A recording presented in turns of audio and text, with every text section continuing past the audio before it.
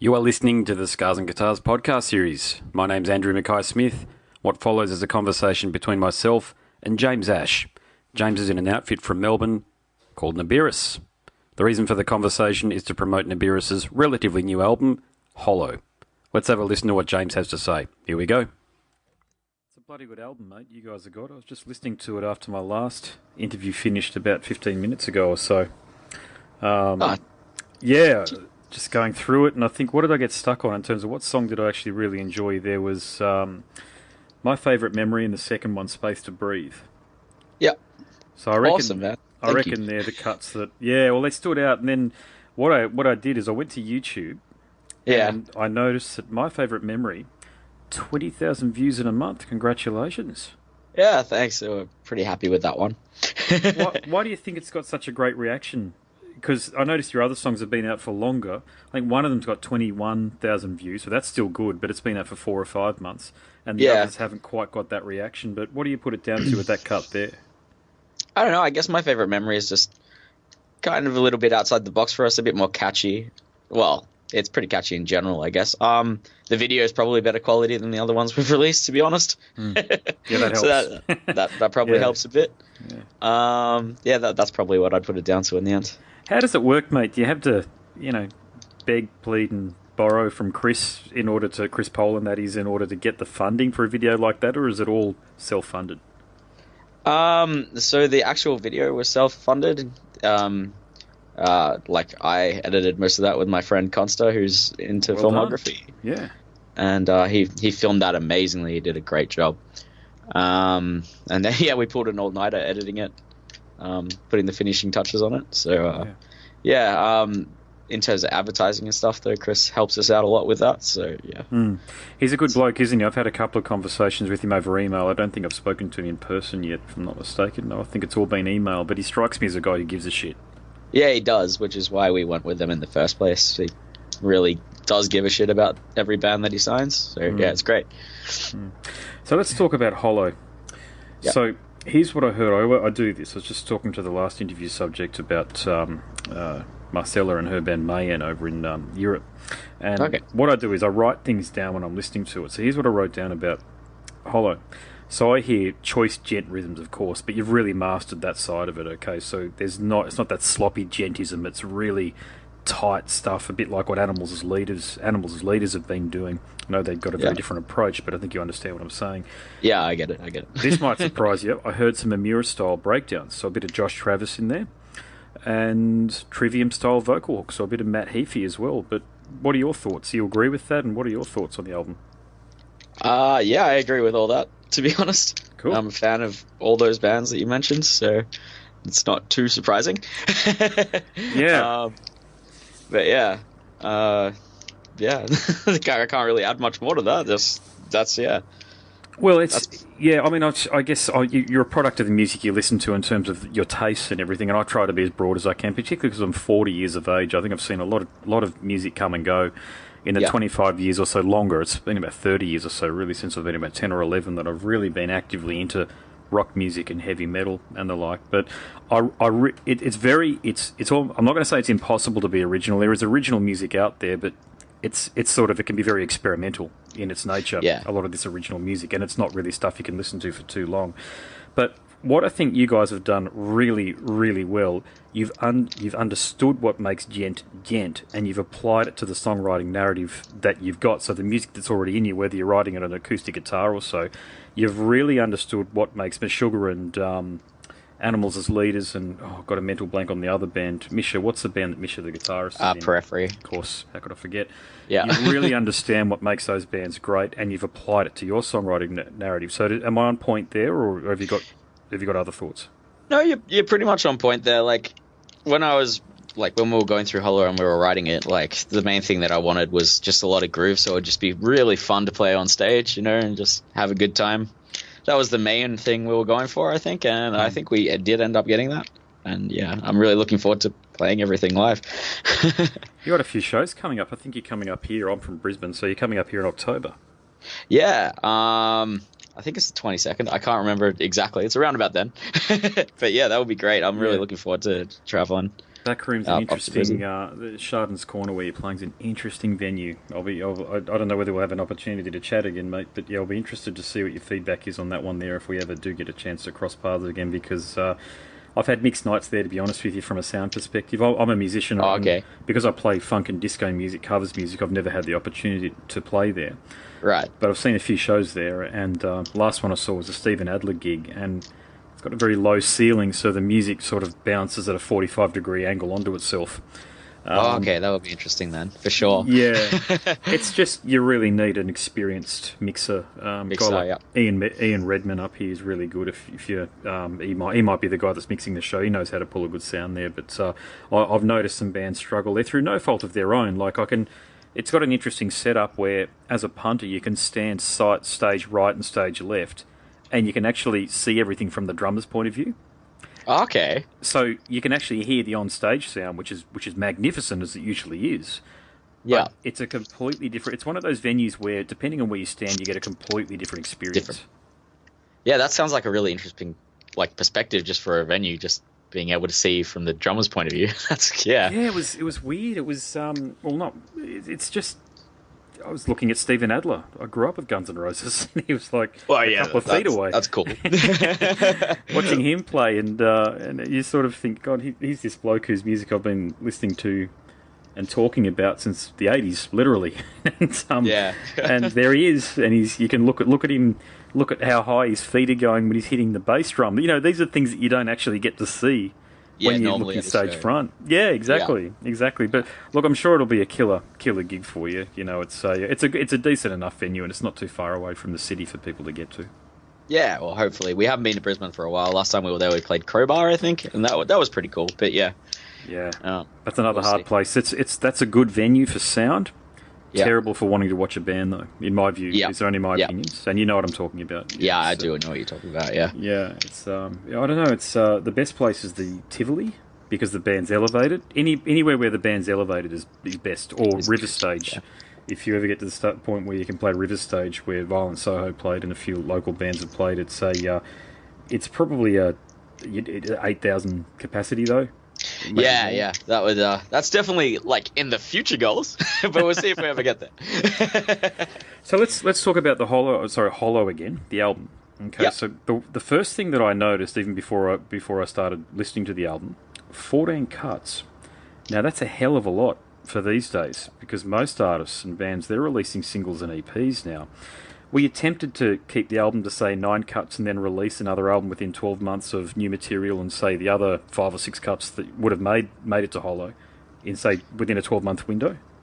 Yeah, we definitely, we were tempted to cut the album short, but I remember back to when we first released Reveries before we were even on Eclipse, and people were having shots at us for being too short, so we were like, you know what, just give them more content. And now they're having shots at us for being too long, so it's great. Mate, you can't please them, bloody, what do they call the peanut gallery, mate? Yeah, they're always having digs at bands about this or that. It's never just enjoy the music that they've put out there. It's always, it'd be good except for, and it's like, well, what do you bloody know? You're not, you put your money where your mouth is, if you like, and start a crowdfunding thing or something. I don't know. I mean, contribute constructively is my point there. Yeah, but the interesting thing too, and I wouldn't say it unless I felt it was the case. There's no dip in quality across the album. They're all 14 pretty bloody strong cuts. Well, that's the main reason why we stayed with 14. We couldn't really pick and choose at the time of release. We didn't know what we wanted to get rid of or whether we wanted to split it into. It was it was a tough choice, but we made it, and now we just have tons of content to pick for our live shows, so that's good, and hopefully that keeps people over. We're filming more videos for all the songs, so hopefully we can draw more people in with those videos, so we'll see. Yeah, that's a very professional outlook, and the other thing I want to compliment you on is your merch game is strong. So I noticed, I don't understand why bands, particularly bands that are coming through and emerging like what you guys are doing, don't give people an opportunity to support them. So, they don't have these conduits through to a printer or a manufacturer, whatever it might be, who can produce merch for them at a reasonable rate and then offer a heap of designs. You've done that, so congratulations on that. And my question for you around that would be, how engaging are fans finding that? Do you find you get a lot of orders for merch? We get a few orders for merch. It's not over the top crazy sales everywhere, but I think it helps us having a lot of options for people. Like I love seeing artists do new designs for us, and pretty much whatever we have, I'd be wearing. So like, yeah, that's cool. Like, yeah. I bought out what band did I reference the other day? I was talking to somebody who's talking about Deicide. I'm 40, so I'm a Deicide fan. I'm an old school death metal head, and they've got at first I didn't like it that much. Their recent album. Can't remember the name of it now. I was just reading my own review of it just before I got on the phone to you, but short-term memory. But look, I noticed on their socials, they've given bugger all out there for people to engage with them. I think they've got one T-shirt and vinyl bundle. One T-shirt design to complement the album release. It's like, for God's sakes, this is an internationally renowned death metal band who have fans in probably every country on the planet. And yeah, most likely, for sure. Deicide's are pretty damn big. Big, yeah. They could probably tour any country in the world and draw an audience, let's face it, including the Middle East and parts of Asia, where I think they're massive still in Asia. And they're giving people bugger all to engage with them. And I just don't, part of me, well, okay, when I say this, I don't say it like, in comparison to people losing their job. I'm saying I don't think it's fair that they do that. You know what I'm saying? Like, I'm trying to find other words or another way to frame it. But you've got to give people an opportunity to get into your stuff if they like your band. And just to bring it full circle, you've done that. And so please keep on doing it, because the merch is actually pretty good stuff as well. It's not sort of, I was another band, or I won't mention it anyway, but you could basically design your own merch, but it was through one of those third-party things where you could choose your own colour of your T-shirt, but it's just the album cover. Ah, okay. You know what I'm talking about? Like, anybody could set that up, and it's not personal. Or it's almost so personal, it's impersonal. Yeah. I understand that. Yeah. Anyway, so let's talk about Chris. How did you meet him? So I sent him a demo a few years back, and he eventually emailed me and was just like, "Yeah, I really like your guys' sound." So like, and he offered us it. Well, first he Skype interviewed us and screened us, and we screened him, and then he offered us a contract, and we scanned through it, and that's history really. So does that mean that there's opportunities for you to tour North America? Yeah, there would be if we were interested in that. It's just a matter of getting the funds to go over there. That's the main thing, and then. Like, obviously, we really want to build a fan base that is in North America before we go there. But obviously, we'd see it as an opportunity to also grow the fan base in general. So, we'll probably have to take a punt on ourselves at some point and go over there. Do it, because I think your music's strong enough to do it, and it's just a case of the cards falling your way. Luck, in other words. Being on the right tour, if you like, or playing the right venue at the time, and it just at least breaking even so as it doesn't burn such a big hole in your pockets that you find yourself working off a bloody loan over here for it. Yeah, That's well, we've seen friends bands do that, and they're doing great now. Like Andy from Harlot's done that with Europe, and So I've we'll spoken to him. Yeah, he's follow in their footsteps, sort of thing. Did he go over there with Desecrator? Because I know he was helping Riley out for a bit, wasn't he? Yeah, probably. Yeah, and they've done tours with Annihilator, Harlot, that is. Yeah, they have. They've done some pretty cool stuff. Yeah, it's probably... I always bring it back to the quality of the material, and your quality is there. It's just a case of... I assume you've all got day jobs, and... We sure do, unfortunately. So it's a case of toiling away, getting enough money to go over there, and then... Oh, please, boss, can I have some time off? Yeah, I know. How do you find... What do you do for a day job? So I'm recently in the insurance field. I work for JB Hi-Fi Insurance, so... I didn't even know they did insurance, so there you go. Wow, okay. Yeah, well, it's pretty much just insurance companies coming to us with, customer quotes, and we replace their electronic items. It's all right. Oh, okay. Yeah. Groundbreaking. It pays the bills. Yeah, gotcha. Yeah, look, you got to do what you got to do to get by in this world, haven't you? It's never easy playing heavy metal. It's the path less taken or less trod, I suppose, isn't it? And it's enormously resilient, though. Oh God, I'll get this wrong. I know I will, but I'll try and get it right for you. There was it Spotify, one of the streaming music services. They put out some data in the recent past, so in the last 12 to 18 months or so, and it was basically a fact that the most engaged listener was the heavy metal listener, meaning that they listened for the longest and as I said, I'll get part of this wrong, but the point being is that they were the fans, if you like, that were the most supportive of the artist. So it's basically a case of, if you can build yourself an audience, a bit like what we're talking about Deathside a moment ago, if you can build yourself an audience, you're pretty good to go. You'd have to really stuff up in order to lose that audience, I think. Yeah.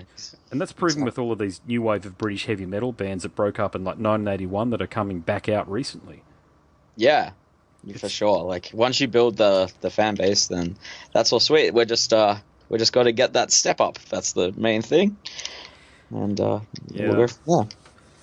Left a field question for you, okay? So, as an emerging artist, as an emerging musician, what's the most bizarre thing that's happened to you in your travels as a musician? Ooh, good question. I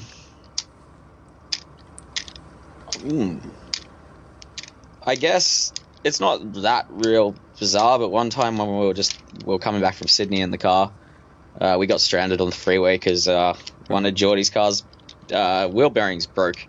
So Geordie's our bassist, and he drove a crappy VN wagon at the time. And yeah, so we were just stranded on the freeway, and I had to get my girlfriend to bring me a ratchet. Bring Geordie a ratchet because he's a mechanic. And he tried to fix it on the side of the road, but he couldn't. So, that was like 10 hours of our day. It was great. Shit. Yeah. That sucks. Yeah. Yeah, it did. Yeah, it was. Yeah. Oh well. How did you get? Did you just call what are they called? NRMA or RACV? Yeah, we ended up having to get it towed. I think it was RACV. I can't remember exactly who, but yeah. Oh. Yep, that was the conclusion of that. Be interesting to see what sort of stories you come back with if you go to the North America, to the States. I imagine probably more exciting ones than that. Indeed. All right, mate. So for people that are listening, because I'm going to release this on my podcast series and no doubt through my radio show on 4ZZZ as well. Yeah, cool. How can they find you guys, and how can they listen to your music? All right, so you can find us on Facebook. It's probably the best place to keep updated with us. And that would just be search Naberus in Facebook and you'd find it, or facebook.com/Naberus band. Spotify, just type in Naberus, you see us straight away. We update Twitter every now and again. It's not our main platform, but I believe that's Naberus Official, and Instagram's Naberus Official as well. Oh no, Naberus Band. Okay. We're pretty much Naberus Official or Naberus Band on anything. There's not many bands that are called our name, so. Okay, sweet. And because I've got, with my podcast series, I've got a sizable listenership in the United States. So if they were to order a merch or physical copy, that's no dramas? That's no dramas. You can go to the Eclipse website for a physical copy for US, which is eclipserecords.com, I believe. You'd have to double check that.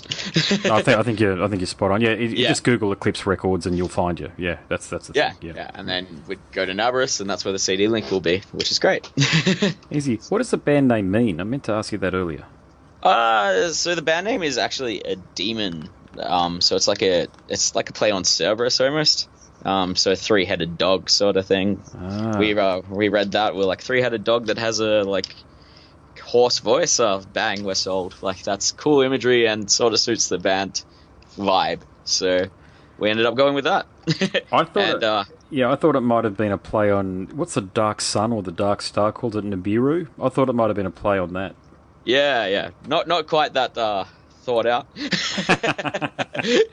Yeah.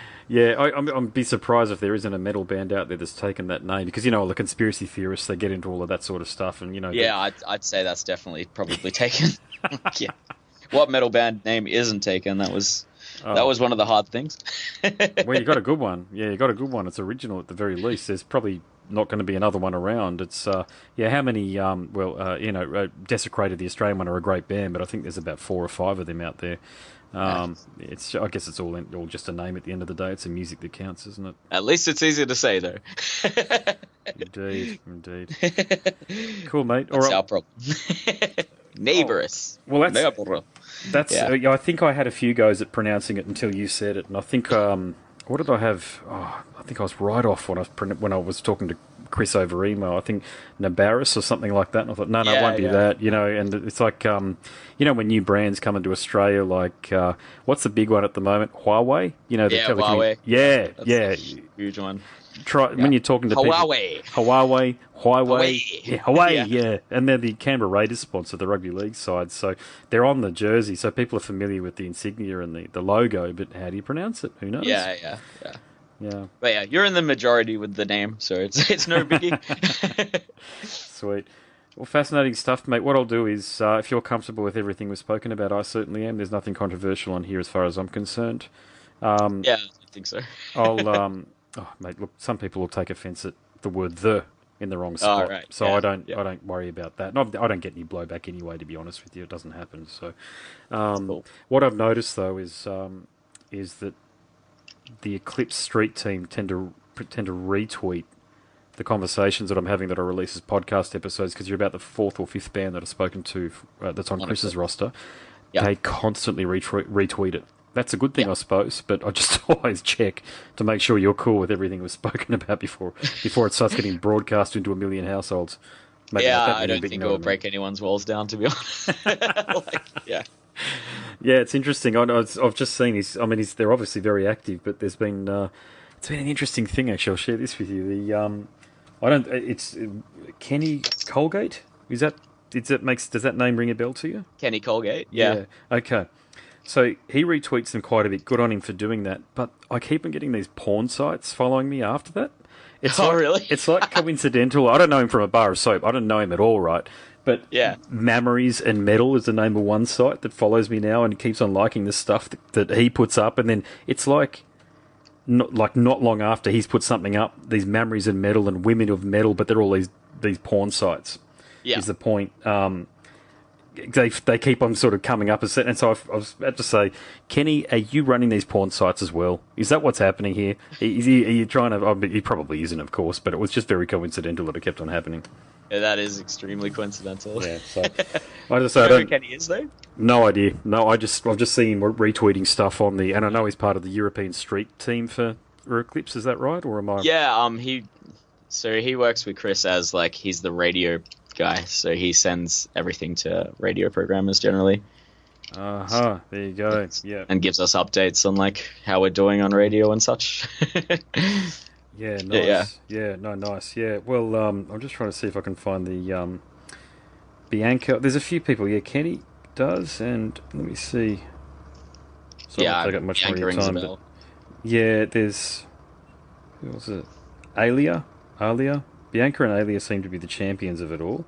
Yeah. And yeah, I'm just trying to Memories and Metal and Headbanging Hotties. There you go. Headbanging Hotties. And get this one. Here's the third one. Loud Legs. There you go. Oh, Loud Legs. Nice. You know you've made it where, and I'm looking at one here. So Lily, the band from Sydney that's on Chris's roster. Yeah. So the conversation that I did with Virginia and Matt getting retweeted. Great. But then Loud Legs, Memories and Metal, and Headbanging Hotties keep on liking the same post. So yeah, it's just a coincidence, I'm sure. And the other one, this would have to be my favourite.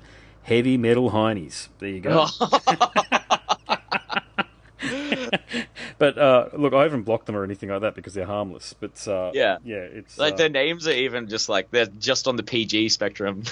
They're just, but it's the content isn't. Let me tell you. Yeah. I don't even know, because Jesus, I'm married. I've got 2 kids. I fucking fall asleep every night as soon as I can. To be honest with you, the last thing I'm doing is surfing bloody naked chicks. But some of it's pretty risque. Let me tell you. Some of it I look at there are people being banned on Twitter for very soft political views, in my view. But this stuff is out there, and it's just hardcore porn.